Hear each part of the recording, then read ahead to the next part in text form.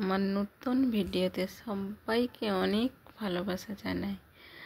আজকে আমার অনেক দিনের পরে মাছ হয়েছে, জানো তো। এই দুটো মাছ একটু নতুন রকম মাছ, সাধারণত এই মাছ হয়নি বাজারে।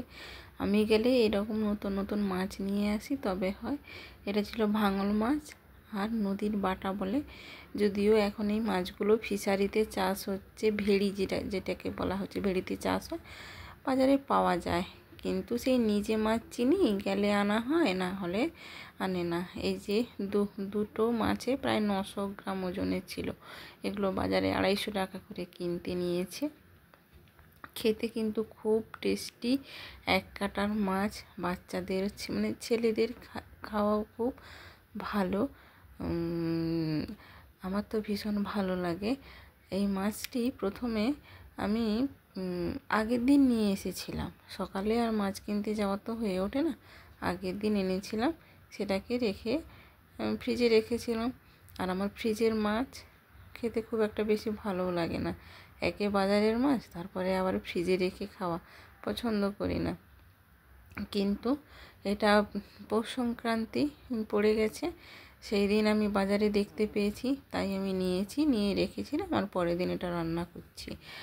এবার মাছটা আমি 4 পিস নিয়েছিলাম। ভাজা মাছ খেতে ভীষণ ভালো লাগে বলে গরম ভাতের সঙ্গে ভাজা নিয়ে নিয়েছি, সঙ্গে কাঁচকলা ভাজা আর আলু টমেটো বড়ি মাখা করেছি। এবার ওই সব কিছু ঠিক ভিডিও করে হয়ে ওঠে না, আর আমরা তো এক্সপার্টও নয়। আমার আসলে এই ভিডিওগুলো থেকে যাবে একটা স্মৃতি হিসাবে, তাই আমি প্রতিনিয়ত করি, যে দেখি কোন দিনটা কেমন ভাবে আমার গেছে জীবনের। করি, ব্যস্ততা প্রচুর থাকে, তার মাঝেও করি। আর এটা ছেলের জন্য নিয়েছিলাম, সঙ্গে একটু বেশি ভাত দিয়েছি, আমিও খেয়ে নেব বলে।